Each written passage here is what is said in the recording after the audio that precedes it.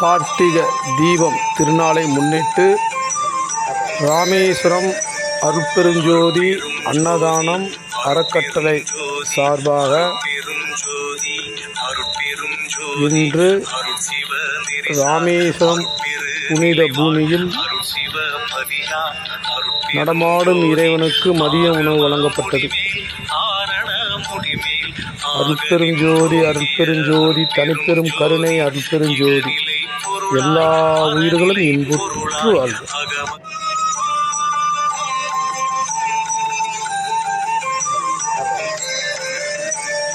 அருட்பெரும்